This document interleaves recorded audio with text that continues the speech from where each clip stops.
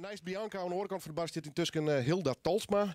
Hilda, die ken ik inmiddels van een aantal boeken. Dit is Hilda die vijfde. Ja, vijfde boek. Jeetje.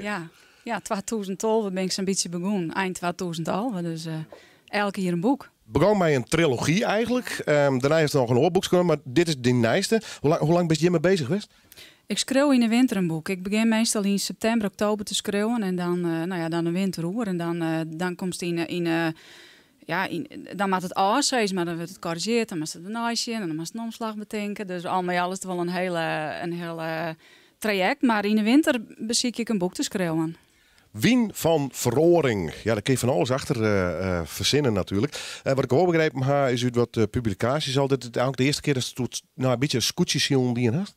Ja, wij zielen zelf. We hebben een scootje en ik ben natuurlijk al jaren mee, net als bemanning, maar ik ben er wel altijd bij. Maar het is snert doen. En de Berenburg. Snert en een gehaktbal doe ik. En ik heb altijd gedacht, het is zo'n machtig mooi evenement, de IFKS. Maar al die skippen en al die mensen en die bemanningen. En ja, meestal hebben we heel mooi waar en dan is het prachtig in Friesland. En ik zie het al steeds denken van, er is zo eigenlijk wel een mooi verhaal van komen kennen. Maar dat hier ik net...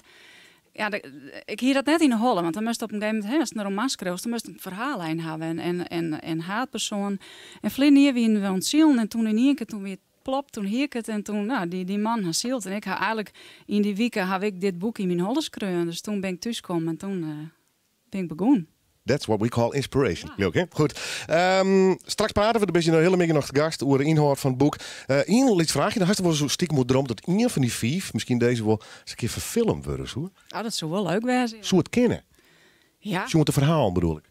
Zou dit verhaal? Ja, of die horen, zou het geschikt worden, net als mij wel.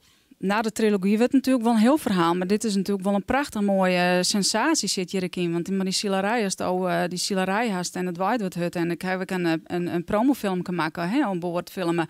En ja, dat is natuurlijk spektakel. En ja, dan hast alles, dan hast Zimmer, hast Leef, dan hast de scootjes. Ja. Ja, nou, ik zou wel een film ook komen. Alhoewel die trilogie. Hey, The Godfather, weer in meerdere delen. Ja, dat is weer, ja. Leuk dat ze best. Hilda Talsma in verband met het boek. En voor de mensen die het beeld behalen en voor de radio kan ik het gewoon vertellen.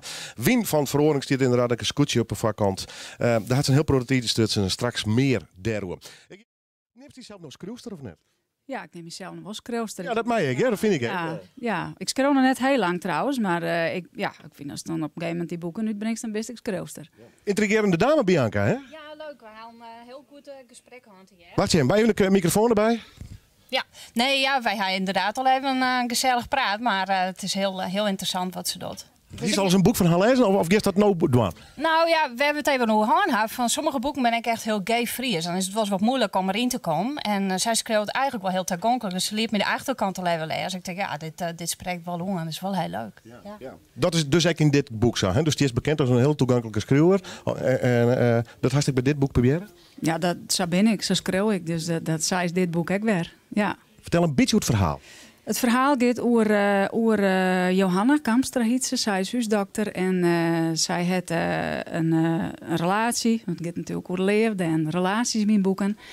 En zij had een heel skof geen familie, maar haar contact met haar familie. En dan is er een stergeval in haar familie en dan moet ze weer contact opnemen. Maar haar mem die had zijn heel skof net jongen en haar neef dit jaar net jongen had en dan krijgen ze testamenten jaren. En daar zit in dat ze een hele proteïeld erven kennen als zij een scootjekast komen kleermaatje om uit te zien onder de IFKS. En dan moeten ze bij de eerste trein zitten, willen ze dat geld krijgen. Nou, daar komt de spanning. En daar komt de spanning, ja. En daar kom ik natuurlijk, neem ik gewoon wat verhouding en meesken en jaloezie. Oors is het net een boek van mij. Nee. Dat ben we intussen voor die event. Prachtig. Dus hij is leven, het was ook een soort split moment. En eerst bedacht ik, yes, dit maakt het scootje zien gaan. Of tenminste geënt op, hè? Nou, wat ik zei, dat ik al vaker dacht van dit is al een hele mooie scène natuurlijk, of zien. Zo zei het, om daar een boek over te schreeuwen. Maar ja, die mensen werden hoe schreeuwen, die moeten eerst wel tot leven komen. En op een gegeven moment gebeurde dat. En als dat gebeurt, dan schreeuwt zo'n boek hem als vanzelf. En ik ben nou alweer, dit boek is nou uit, maar de volgende staat alweer te dringen in mijn holle. Dus in mijn holle ben ik alweer met het volgende boek aan de gang. Dat betekent echt een schreeuwster. Kom straks nog even bij die weer om. En Hilda nog even heel snel. Dit boek, waar kunnen mensen dat bestellen? Overal. Boekenwinkel, site. Het komt takom week echt officieel uit, zeg maar. En ja, op 4 mei is het bestellen bij bal.com bij elke boekhandel, dus overal. Hilda Talsma, boek Wien van Verhoring. Kom eens gauw hè? Kom gauw weer. Wat is de sidekick? Ja, nou leuk.